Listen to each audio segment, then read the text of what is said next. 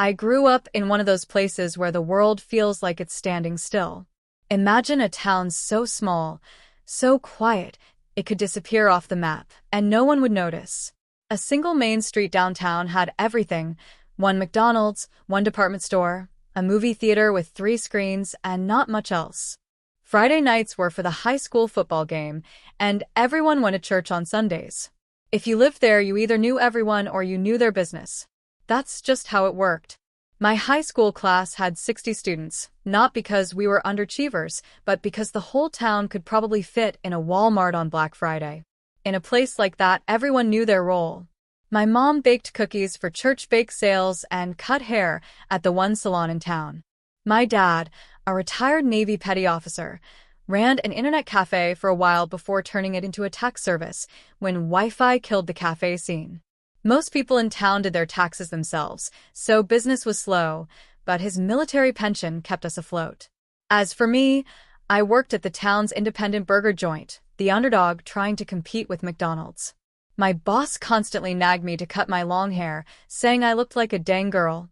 No thanks, old man. I didn't fit in at school, but I didn't mind. I embraced my emo rocker phase: long hair, black clothes, and an attitude that everything sucked. I kept to myself mostly, even though I'd get invited to parties. It wasn't because people liked me, there just weren't enough people to exclude. My life revolved around flipping burgers, skating with friends, and playing in a mediocre punk band. Then came Miss Amber Fontaine. She arrived to teach English during my senior year, and suddenly, our sleepy little town had something to talk about. Miss Fontaine was young, just 24, and stunningly beautiful. She spoke perfect English with a soft French accent, which immediately set her apart. All the guys in school were smitten, while many of the women, especially the older ones, didn't like her at all. Still, she stayed professional and distant, never engaging with the attention she obviously received. Like most of the guys in school, I developed a crush on her. Who wouldn't? She was unlike anyone I'd ever met, refined, kind, and effortlessly cool. But she didn't play favorites, and aside from a few moments in class, I didn't expect to interact with her much. That changed one day, when she came into the burger joint where I worked. She recognized me and surprised me by saying I had a nice smile. She joked that I should smile more, since I always looked so serious at school. It caught me off guard, but it also stuck with me. When she smiled at me in the hallway the next Monday and said, "You're learning," I felt a strange mix of embarrassment and pride. At the time, I didn't think much would come of it. She was my teacher, I was her student, and that was the end of it. But after graduation, things took a turn I never could have predicted. Graduation came and went. I was 18, still working at the burger joint and mostly wasting my days with the band. We liked to think we had this cool emo/punk/metal fusion sound, but honestly, looking back, we were terrible. Our little group was made up of me on guitar and vocals, Jerry on bass, and Gabe on drums. Jerry worked at the McDonald's down the street, and Gabe worked with me at the burger joint. We spent our time skating, getting high, and pretending our music was going to take us somewhere. Then one day, Miss Fontaine, Amber, came into the burger joint again. She greeted me with a warm smile and asked, "So, are you going to college?" I didn't know how to answer. I mumbled something about saving money and maybe going to community college, but the truth was most of my money was going toward weed and ecstasy. She nodded thoughtfully, didn't push, and said, "Well, I hope to see you around." A few days later, she came in again. This time, after a bit of small talk, she asked if I wanted to go to the movies. I could tell she was bored. Our town didn't exactly offer much for someone like her. At 25, she was young, but the other adults in town weren't her type, and she clearly didn't want to hang out with her students. Now that I was out of school, the idea of hanging out didn't seem that strange. That's how it started. We kept things casual at first. Dinner at the one decent restaurant in town. Catching a movie. Walking around the quiet streets. She never made me feel bad about my minimum wage job and was cool about letting me pay when I could. Over time, we got closer. I started holding her hand when we walked, and eventually we kissed. It wasn't a spur-of-the-moment thing. It just felt natural. By then, she wasn't Miss Fontaine anymore. She was Amber. Over the summer, she taught me some French, and we spent most of our evenings together. My parents knew about her, and surprisingly, they were fine with it. I think they liked seeing me clean up my act. I wasn't partying as much, and I even started saving money for college, just like Amber had been encouraging me to do. She came to see my band play a few times at the roller rink, and even though we were awful, she was supportive. It wasn't long before I fell for her. Hard. She told me she felt the same way. But things didn't stay perfect for long. One day, Amber was called into a meeting with the school board. Someone had reported that she was in a relationship with a former student, me. Worse, there were rumors that we'd been involved while I was still in school. She denied it, of course, because it wasn't true, but the school board wasn't convinced. When Amber texted me, I rushed to the meeting and told them the truth.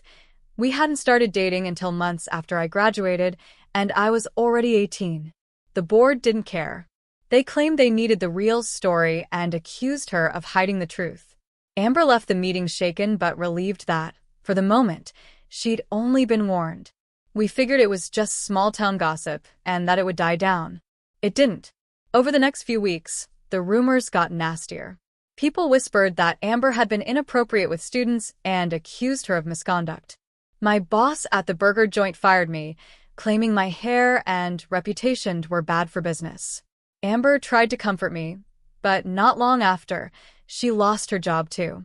As a probationary teacher, she could be let go without cause, and the school district made it clear they didn't want her around. We were both devastated. Amber had been a great teacher. Her students performed better on tests, and they loved her.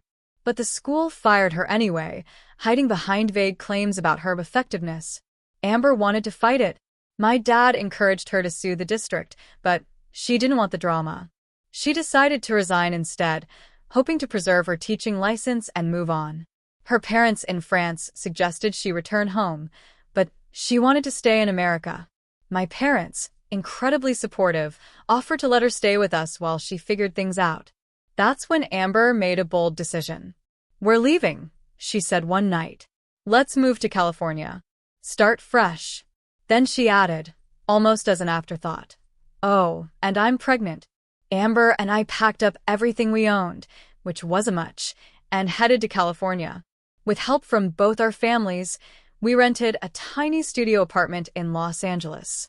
It was a huge change from the small-town life I'd known. The streets were crowded, the people were diverse, and the opportunities seemed endless. We didn't have a car, so we biked everywhere. Amber stayed home to focus on her pregnancy, while I got a job as a waiter at a French restaurant. The place had a reputation for authenticity, and since Amber had been teaching me French, I became one of their standout servers. Customers loved the extra touch of having someone speak the language, and I made decent tips. We scraped by, but the promise of a new beginning kept us hopeful. However, Amber's past came back to haunt her. She started applying for teaching positions at community colleges, only to discover that her old school district had flagged her license with a reprimand. Though it wasn't a revocation, the note about inappropriate conduct with a student was enough to ruin her chances. Even worse, prospective employers questioned why she had resigned under pressure. She appealed to the state board to clear her name, but the process dragged on for months. Every rejection letter chipped away at her confidence. She began teaching online French and English courses for a private school, which helped financially, but wasn't her dream. I hated seeing her lose faith in the career she'd worked so hard for. Meanwhile, I enrolled in community college, studying IT.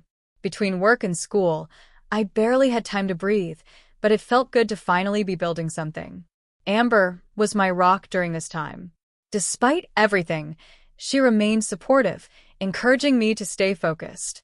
Then, about 6 months after we moved, we welcomed our son, Richelieu.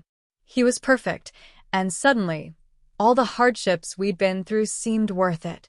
Amber and I were happy, even if life wasn't perfect. We lived paycheck to paycheck in our cramped apartment, but we were together, and that was enough. Still, the bitterness from our past lingered. One day, my mom called me with some news from back home. She had attended a school board meeting and overheard something shocking. Jerry, my old bandmate and once close friend, had been the one who started the rumors about Amber and me. His mother, a teacher at Amber's old school, had gone straight to the board, claiming we'd been involved while I was still a minor. Their names had been kept confidential, but now the truth was out. Jerry and his mom had conspired to destroy Amber's reputation. It all made sense now. Jerry had always been jealous of the time I spent with her. He'd had a crush on Amber too, and when he didn't get what he wanted, he turned vindictive. I couldn't let it go. Digging through my old phones, I found videos from our band days. Most of them were just dumb recordings of us partying, but in one clip, Jerry bragged about his parents knowing he dealt drugs. He even admitted that his mom, the same woman who'd reported Amber, occasionally used cocaine herself. The timestamp on the video proved it had been recorded during high school.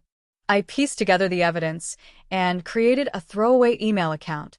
Then I sent everything to the people in town who mattered: the school board, local teachers, church leaders, even business owners. I wanted everyone to know the truth about Jerry and his mother. The fallout was immediate.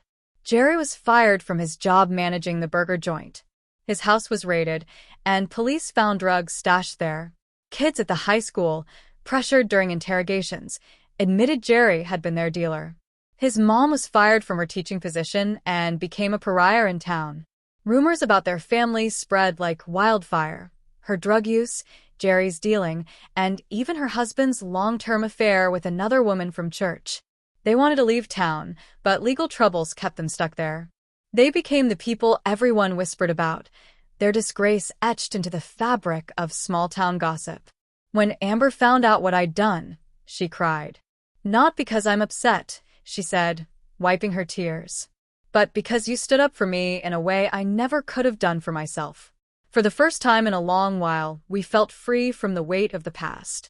Life in California kept improving after we moved past that chapter.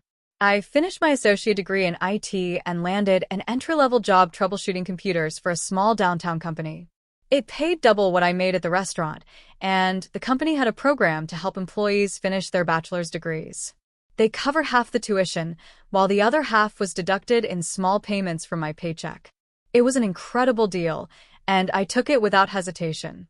Amber continued to teach online courses, and with her flexibility, she was able to focus on raising Richelieu. She found joy in being a mother and took pride in her work, even if it wasn't the traditional classroom she'd once dreamed of. Her resilience inspired me every day. We moved to a larger apartment, still modest, but spacious enough for our growing family. Amber and I began talking seriously about her going back to school to earn a graduate degree. Her dream of teaching college wasn't gone, just delayed. One day, she surprised me with the best news yet: I'm pregnant again. It felt like a reward for everything we'd endured together. Our family was growing, our future looked brighter, and the ghosts of our past seemed like distant memories. But in a small town, nothing stays buried forever. The fallout from my email was still rippling through the lives of Jerry and his family. His mom was disgraced, fired from her job, and unwelcome in her own community. Jerry faced criminal charges and was likely headed for jail. People in town eventually pieced together that I was the one who exposed them, though no one confronted me directly. Did I feel guilty? Not for a second. Amber and I walked through the park that day, hand in hand, watching Richelieu toddle ahead of us. She turned to me and smiled. "You've given me everything I ever wanted," she said softly. "A new life, a family, and peace." I hugged her tightly, promising that no matter what challenges came, we'd face them together. Sometimes life gives you a clean break from the past. Other times you have to take matters into your own hands. I don't regret what I did. In that small, judgmental town, people made assumptions that destroyed Amber's career and nearly ruined her life. All I did was reveal the truth. We're happier than ever now. Amber is an amazing mother and partner. I'm steadily climbing the ladder in my career, and we're saving up for her to go back to school. Richelieu loves his new baby sister, and our home is full of laughter and love. As for Jerry and his family, they're still stuck in that small town, living with the consequences of their actions. Let the gossip swirl. Amber and I are far beyond their reach now. If you enjoyed this story or found something meaningful in it, don't forget to subscribe to my YouTube channel for more stories and life lessons. Let's connect, share, and grow together.